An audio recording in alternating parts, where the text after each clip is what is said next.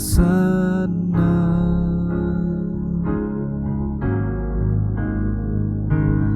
Oh Yerusalem, kota mulia, hatiku rindu ke sana.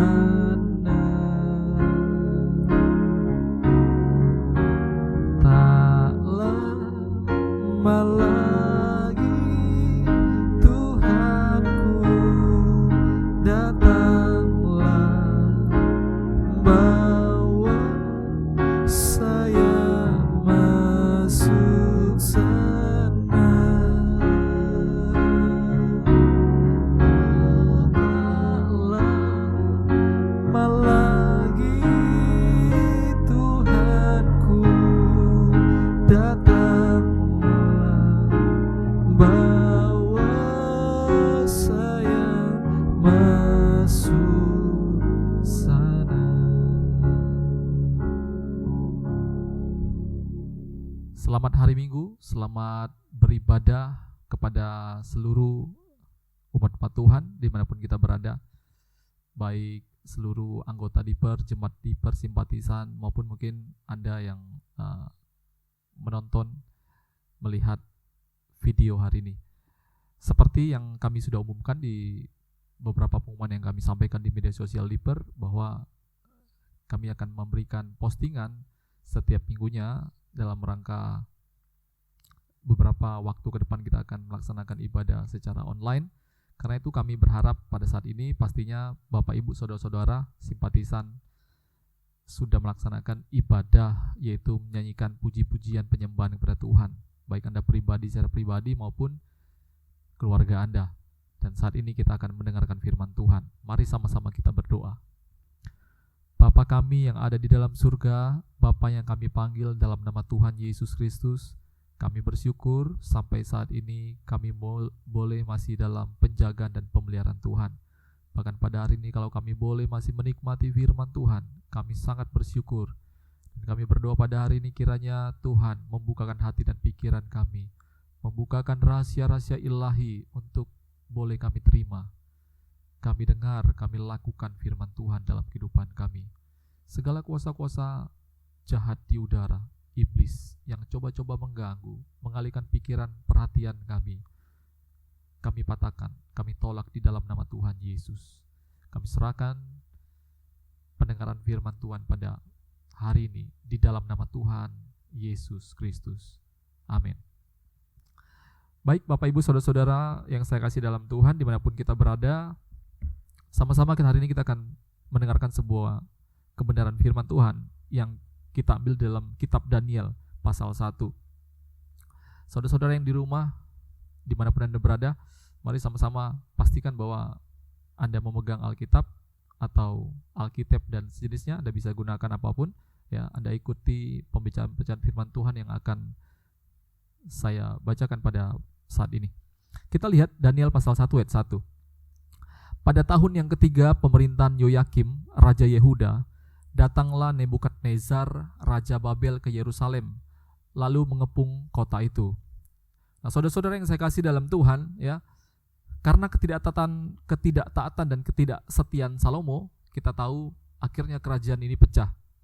Dan Daniel pasal 1 ayat 1 meyakinkan kita bahwa apa yang Tuhan sampaikan kepada Salomo ketika mereka tidak setia kepada Tuhan itu terjadi. Satu ketika di masa terakhir pemerintahan daripada kerajaan Yehuda dan Israel, saudara lihat bahwa Raja Babel mengepung kota Yerusalem. Nah, saudara-saudara, kadang-kadang masa-masa berat dalam kehidupan kita itu bisa terjadi karena kadang-kadang memang ujian yang terjadi dalam kehidupan kita. Tetapi kadang-kadang kalau kita melihat dari konteks cerita bangsa Israel, mereka masuk dalam pembuangan karena ada sebab dan akibatnya. Karena ada ulah yang dilakukan oleh bangsa itu sendiri, maka mereka harus masuk dalam masa-masa sukar seperti itu. Kalau saudara lihat dalam ayat ini, ya, kita lihat Raja Babel ke Yerusalem. Saudara, Yerusalem itu kalau Anda lihat dalam terjemahan aslinya berasal dari kata Yarah dan Salem, artinya foundation of peace, tempat kedamaian. Dan kita sebagai orang-orang Israel rohani, kita harus tahu bahwa tempat kita itu adalah di Yerusalem.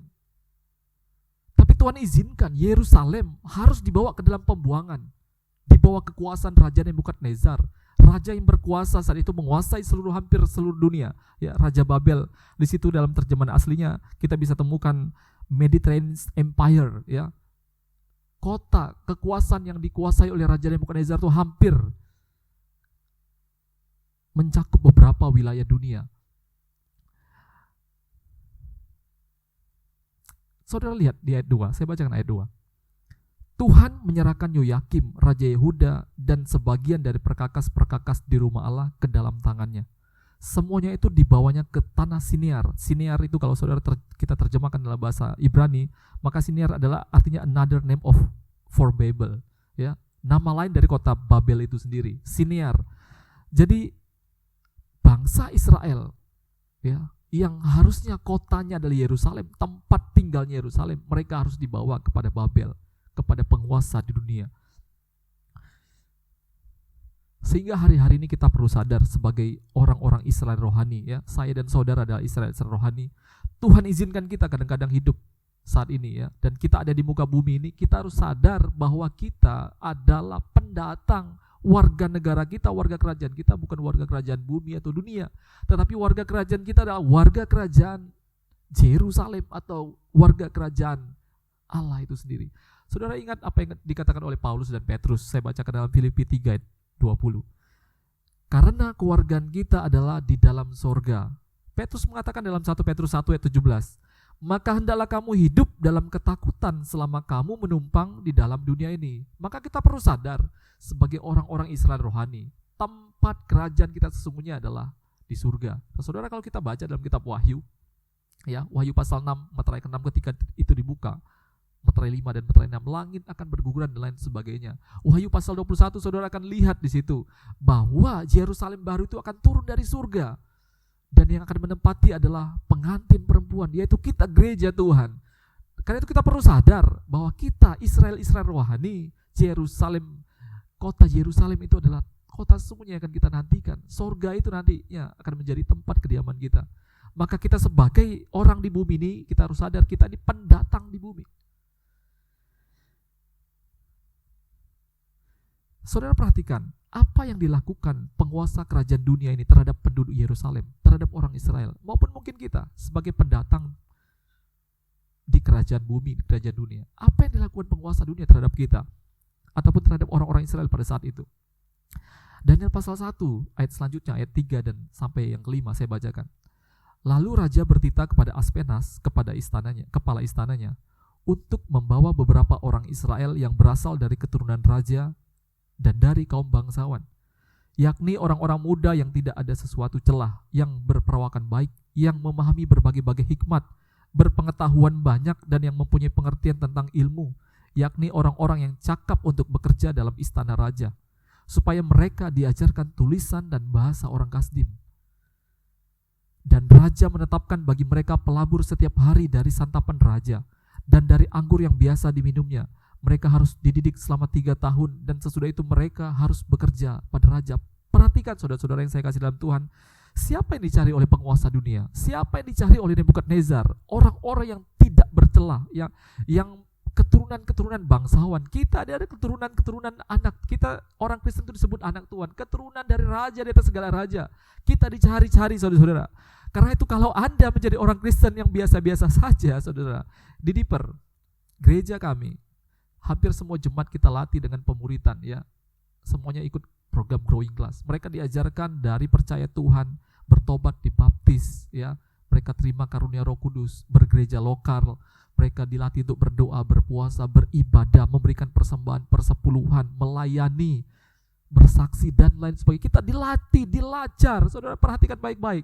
Orang yang terdidik dari hukum-hukum kerajaan surga, mereka dicari-cari. Tapi ada yang biasa-biasa saja. Saya mohon maaf saat ini saya sampaikan saudara. Yang dicari itu adalah orang-orang yang keturunan-keturunan raja itu sendiri. Orang yang memiliki hukum-hukum Tuhan itu yang dicari. Bagi Anda hanya Kristen-Kristen KTP, saya mohon maaf. Mungkin Anda tidak perlu dicari oleh kerajaan dunia ini. Karena Anda mungkin sudah terkontaminasi. Anda lakukan kebiasaan-kebiasaan dunia, bukan hukum Tuhan yang Anda kembangkan sampai saat ini.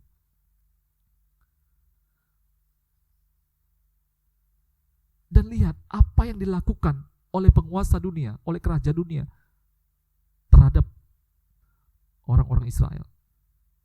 Mereka diajarkan nilai-nilai tentang betapa canggihnya dunia. Kasdim itu bicara tentang pengetahuan dunia. Ya, hari-hari pengetahuan dunia sains begitu diagung-agungkan, saudara. Saudara, kalau di pelajaran sekolah, bumi diciptakan itu menurut teori Big Bang. Manusia itu diciptakan teori evolusi. Tidak diajarkan tentang bahwa Tuhan yang menciptakan bumi. Tidak, hanya di agama-agama saja. Pengetahuan begitu canggihnya. Orang Israel juga diajarkan tentang pengetahuan-pengetahuan kasdim yang terbaik zaman itu. Saudara lihat ayat selanjutnya, ayat 6. Saya baca sampai ayat 9. Di antara mereka itu ada juga beberapa orang Yehuda, yakni Daniel, Hananya, Misal, dan Azaria. Perhatikan kata di sini. Di antara mereka, berarti di antara mereka banyak orang-orang bangsawan, orang-orang pilihan yang diikut sertakan dalam program ini, ya. Bisa jadi saya dan saudara di akhir-akhir masa ini, ya. Kita semua dipilih masuk dalam kerajaan dunia, ya. Mungkin Anda yang sudah rohaninya baik, Anda juga terlibat, ya. Ayat 7. Pemimpin pegawai istana itu memberi nama lain kepada mereka. Daniel dinamainya Beltsasar, Hananya dinamainya Sadrak, Misael dinamainya Mesak, dan Azaria dinamainya Abednego. Daniel berketetapan untuk tidak menajiskan dirinya dengan santapan raja dan anggur yang biasa diminum raja. Dimintanyalah kepada pemimpin pegawai istana itu supaya ia tidak usah menajiskan dirinya. Nah, saudara perhatikan baik-baik apa saja yang dilakukan pada mereka. Ya, kalau tadi kita lihat, ya, bahwa mereka diajarkan tentang hukum-hukum kasdim. Lalu mereka juga, saudara perhatikan baik-baik, mereka diberikan santapan raja, identitas mereka dirubah, ya, nama-nama mereka dirubah, mereka diberikan santapan raja. Saudara-saudara, ya, kita hidup saat ini sebagai pendatang di dalam kerajaan bumi, penguasa bumi saat ini, penguasa dunia. Saudara-saudara, apakah saat ini mungkin kita sudah terlena jangan-jangan dengan santapan-santapan yang biasa kita makan setiap hari, ya. Hal-hal yang biasa, hukum-hukum dunia, hal-hal yang terbaik dari dunia mungkin sudah terbiasa. Dan mungkin jangan-jangan saudara-saudara, kita sudah nyaman. Kita tidak pengen pulang lagi ke dalam kerajaan surga. Saya katakan selamat kepada kita semua mungkin yang sudah terlalu nyaman dengan keadaan itu. Perhatikan baik-baik saudara. Anda lihat Daniel, ayat 9. Ayat 8. Daniel berketetapan untuk tidak menajiskan dirinya. Orang pilihan yang tahu kerajaannya adalah warga kerajaan Allah. Mereka tahu hukum-hukum kerajaan mereka seperti apa, saudara. Mereka tidak menajiskan diri mereka. Ayat 9, saudara perhatikan di situ. Maka Allah mengaruniakan kepada Daniel kasih dan sayang dari pemimpin pegawai istana itu. Saudara perhatikan, identitas KTP semua boleh diubah, tapi mereka, ya, tidak mengubah identitas dan integritas rohani mereka. Mereka tidak jual di tengah-tengah kondisi hari-hari ini, saudara-saudara. Kita sedang mengalami pandemi besar di seluruh dunia, ya. Hampir semua orang Kristen akan diuji. Apakah kita masih menjalankan hukum-hukum kerajaan Allah di tengah-tengah kejadian dunia yang seperti ini? Bagaimana dengan kita Israel rohani yang sedang dalam pembuangan di dunia ini?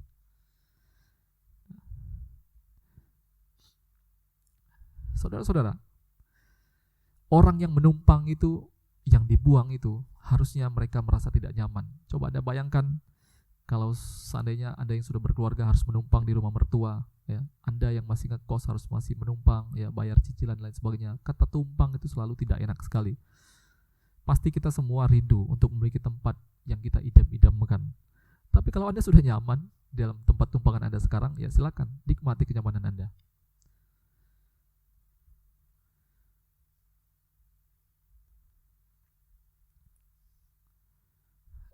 Untuk seluruh jemaat Diper yang saya kasih,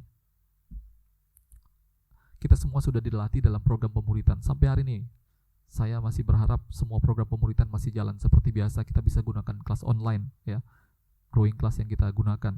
Saudara, Anda dilatih. Tadi saya sudah sampaikan, ya, latihan-latihan yang kita lakukan selama ini. lewat pemuritan, Anda sudah dilatih step by step. Saya tidak tahu hari ini apakah itu masih berjalan apa tidak. Atau jangan-jangan doa sudah tidak pernah lagi, puasa tidak pernah lagi, ya, melayani tidak pernah lagi, bersaksi tidak pernah lagi, dan lain sebagainya.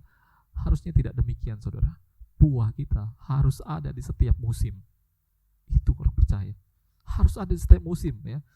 Musim panas, musim dingin, musim kering, musim tidak menghasilkan, firman Tuhan bilang tetap orang benar itu menghasilkan buah. Ada buah-buah pertobatan, ada buah-buah roh, ada buah jiwa-jiwa baru. Saudara, ya, anak-anak pemuritan, saya tekankan, pastikan buah-buah ini terus mengalir dalam segala musim. Ini adalah masa-masa untuk menguji apakah benar kita adalah warga kerajaan Allah atau bukan. Anda lihat ayat yang ke-9. Saya ulang lagi. Maka Allah mengaruniakan kepada Daniel kasih sayang dari pemimpin pegawai istana itu. Lihat, ya, waktu mereka menjaga identitas mereka, integritas mereka di dalam Tuhan, pertolongan mereka datangnya daripada Tuhan. Hari-hari ini saudara-saudara perhatikan baik-baik. Banyak masalah yang kita hadapi, ya, masalah keuangan, masalah karir, pekerjaan, dan lain sebagainya, sangat sulit, ya. Kalau Anda berpikir kepada objek subjeknya adalah itu, saudara salah besar. Ingat baik-baik, belajar dari Daniel. Yang diutamakan adalah hukum Tuhan. Saudara perhatikan, ya, dia tidak mau menajiskan. Saudara bisa tahu Daniel, pada saat Sadrak, Mesan, Abednego dibuang dalam perapian, mereka juga tidak mau kompromi, saudara, meskipun harganya harus mati. Pertolongan kita datangnya dari Tuhan. Jadi kalau merasa tidak ada uang di saat-saat susah, ya, jangan lakukan hal-hal, cara-cara yang tidak berkenan di hadapan Tuhan, ya. Ketika Anda sedang dalam kesesakan, dalam masa-masa ini banyak kesesakan, ya. Tadi saya sudah sampaikan, mungkin dalam pekerjaan, dalam mencari uang, dalam studi dan lain sebagainya. Jangan gunakan jalan-jalan pintas, hukum-hukum kastim. Jangan gunakan itu. Anda tetap berpegang pada hukum-hukum Tuhan. Karena pertolongan kita sebagai anak Tuhan, sebagai warga kerajaan Allah, datangnya daripada Tuhan. Kuncinya cuma satu, lakukan hukum-hukum Tuhan itu. Lakukan, jaga. Bagi Anda yang beriman bahwa Anda adalah warga kerajaan Allah, ini kunci keberhasilan kita di masa-masa seperti ini. Saudara kalau baca ayat 10-20, saudara akan lihat di situ, ya. Waktu kita tetap menjaga hukum-hukum Tuhan, saya tidak baca, nanti saudara bisa baca lebih detail lagi. Ayat 10-20, waktu Daniel, ya, berketapan hati untuk tidak menjadikan dirinya dengan hukum-hukum dunia, apa yang terjadi, saudara lihat. Tuhan munculkan kasih sayang orang lain, ya. Para pengawas-pengawas istana itu, mereka dibuat Tuhan berbelas kasihan kepada Daniel. Tuhan bela, saudara. Tuhan karuniakan ilmu, hikmat, mengartikan mimpi dan lain sebagainya. Saudara, saya ajak kita lihat di satu ayat saja, ayat 17, saudara perhatikan di situ. Kepada keempat orang muda itu, Allah memberikan pengetahuan dan kepandaian tentang berbagai-bagai tulisan dan hikmat. Sedang Daniel juga mempunyai pengertian tentang berbagai-bagai penglihatan dan mimpi. Saudara perhatikan Daniel sebagai orang buangan yang pegang integritas terhadap perintah-perintah Tuhan. Dia hidup dalam beberapa zaman pemerintahan. Saudara bayangkan Nebukadnezar, anaknya Belsasar, lalu hidup lagi di zaman Kores, Darius, 4 kerajaan. Saudara perhatikan baik-baik. Daniel di pasal-pasal 2 dan pasal terusnya, dia mengartikan mimpi daripada Nebukadnezar. Dia beritahukan, hey Nebukadnezar, cari para petinggi-petinggi orang Kasdim yang paling hebat. Tidak ada yang bisa, semuanya akan dibunuh. Tapi lihat, perhatikan, Daniel, dia bisa mengartikan dari mana, saudara. Daniel bilang sama Nebukadnezar, ini bukan dari saya, Tuhan, ini dari Tuhan, Tuhan pencipta langit dan bumi, Allah yang saya sembah. Dia merendahkan diri dan meninggikan Tuhan dalam keadaan seperti itu. Ini Daniel. Dan apa yang terjadi? Ya, di masa seperti itu, dia bisa mengartikan bahwa Nebukadnezar, setelah kerajaan Anda Nebukadnezar, ya, kerajaan Anda di dalam penglihatan Nebukadnezar dilihat dalam sebuah patung, ya, dari emas, ya, perak, tembaga dan lain sebagainya. Saya tidak jelaskan dalam hari ini di sini. Dia bilang bahwa Nebukadnezar, setelah Anda Babilonia akan ada muncul kerajaan Media, Persia, Yunani. Itu terjadi, saudara. Bayangkan, saudara, hari ini kita sedang mengalami pandemi yang begitu besar. Presiden sedang mencari kebijakan yang paling penting, hal-hal yang perlu dilakukan. Saya berdoa ada di antara orang-orang Kristen, di Indonesia dipakai Tuhan, bahkan di seluruh dunia dipakai Tuhan, mendapat hikmat daripada Tuhan. Mereka memberikan sesuatu hal kepada pemimpin-pemimpin kita, berikan masukan-masukan yang datangnya daripada Tuhan itu sendiri. Saudara, apa yang terjadi? Nebukadnezar harusnya menerima maut saat itu, tetapi karena penglihatan Daniel, Nebukadnezar berhasil lolos dari maut. Anaknya Belsasar, ya, tidak menghargai apa yang sudah Daniel katakan. Ya, satu ketika anaknya Belsasar membuat perjamuan, mereka bawa alat-alat perkakas dalam rumah Tuhan. Mereka minum pakai alat-alat itu. Dan hari itu Tuhan membuat ada satu tangan punggung menuliskan tulisan tangan di dalam dinding ketika mereka sedang melakukan pesta. Tidak ada satu orang pun yang bisa melihat apa artinya itu. Dan istrinya berkata, ada satu dalam kerajaan ayah saudara, namanya Daniel, orang yang takut akan Tuhan, orang yang kudus, dia bisa. Daniel dipanggil dan Daniel mengartikan arti itu, saudara-saudara. Dan ketika Daniel mengartikan, Daniel bilang, masa yang Tuhan berikan pada Anda sudah selesai. Hari itu juga, malam itu juga selesai, saudara. Dan pada hari itu apa yang terjadi? Setelahnya, kerajaan Babilonia langsung diserahkan kepada Media Persia. Daniel pun, saudara, perhatikan baik-baik, dalam peralihan penguasaan seperti ini, Daniel masih menjadi orang yang terhebat di zaman itu. Ada zaman Darius, Ahasweros. Saudara, perhatikan baik-baik. Kuncinya di mana? Satu, takut akan Tuhan. Tidak menjadikan hidup kita dengan hukum-hukum kasdim. Masa pembuangan bukan masa yang gampang, bukan masa-masa yang enak, saudara. Tidak gampang, apalagi untuk orang Kristen yang memegang hukum kerajaan surga. Tidak gampang bagi kita. Karena itu kita perlu iman untuk berkata bahwa firman Tuhan itu lebih dari apapun. Pegang janji firman Tuhan. Burung di udara Tuhan pelihara, bunga di padang Tuhan pelihara, apalagi orang-orang yang mengasihi Tuhan. Yang terakhir, saudara, bukankah hari-hari ini adalah hari-hari yang juga sulit bagi kita semua, ya, terutama bagi orang-orang pilihan. Ya, kenapa saya bilang orang-orang pilihan? Saudara tadi lihat, penguasa dunia mencari orang-orang yang pilihan, orang-orang bangsawan, ya. Bagi Anda yang tidak memiliki sikap bangsawan, tidak memiliki integritas bangsawan sebagai bangsawan kerajaan Allah, mungkin Anda tidak perlu dicari-cari, karena Anda mungkin sudah terkontaminasi dengan hukum-hukum dunia. Karena itu pesan di firman Tuhan pada hari ini, pegang janji Tuhan, jadilah Daniel di akhir zaman. Apa yang sedang Anda perlukan saat ini? Anda butuh hikmat, berkat, pemulihan, kesembuhan daripada Tuhan. Hanya satu kuncinya, takut akan Tuhan. Jaga integritas identitas kerajaan Anda. Tuhan memberkati kita. Saya tidak banyakkan firman Tuhan. Saudara-saudara yang saya kasih dimanapun Anda berada saat ini, seperti yang kami sudah umumkan, bahwa kita tetap akan memberikan persembahan, dan persembahan itu saudara doakan kepada siapa setiap minggunya Anda berikan persembahan itu. Anda bisa membantu kepada rekan-rekan, teman-teman seiman yang saudara kenal, mereka membutuhkan. Bantulah mereka yang sedang dalam kesusahan. Orang-orang yang kita kenal mungkin di luar juga kita bisa bantu. Hamba Tuhan juga saudara perhatikan baik-baik yang Anda kenal, mereka butuh pertolongan. Mari berikan persembahan Anda kepada mereka. Kita akan tutup ibadah kita pada hari ini dengan doa. Mari sama-sama kita berdoa.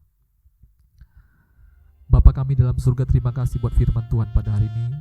Kami berdoa kiranya firman ini menjadi kekuatan dalam kehidupan kami. Tolong kami semua Tuhan memegang identitas, integritas warga kerajaan surga dalam kehidupan kami. Sebagai orang pendatang, orang buangan di bumi ini, ajar kami sadar setiap hari Tuhan. Ajar kami waspada Tuhan, karena kami memiliki kerajaan yang kekal, kerajaan yang tidak tergantikan dalam hidup kami. Terima kasih buat firman-Mu, berkati seluruh umat-umat Tuhan yang sudah mendengar dalam renungan pada hari ini. Saat ini kami berdoa Tuhan, sebentar kami akan memberikan korban-korban persembahan kami kepada siapa Tuhan utus kami untuk memberikan. Kami berdoa Tuhan, tolong berkati ini menjadi sesuatu korban persembahan yang menyenangkan hati Tuhan. Bahkan mungkin ada jemaat-jemaat Tuhan yang mengembalikan milik Tuhan. Kami berdoa juga kiranya berkat daripada Tuhan, tingkap-tingkap langit itu juga Tuhan bukakan kepada mereka. Penjagaan yang daripada Tuhan juga Tuhan berikan pada umat-umat Tuhan yang mengasihi, mencintai Tuhan. Tambah-tambahkan iman percaya mereka di dalam Tuhan. Karena itu seluruh umat Tuhan, pulanglah dengan membawa berkat yang daripada Allah, cinta kasih daripada Tuhan kita Yesus Kristus, serta kekuatan penghiburan yang dikerjakan Allah Roh Kudus menyertai kita semua mulai daripada hari ini sampai Maranatha kita semua kembali ke dalam kerajaan kekal. Dalam nama Tuhan Yesus. Amin.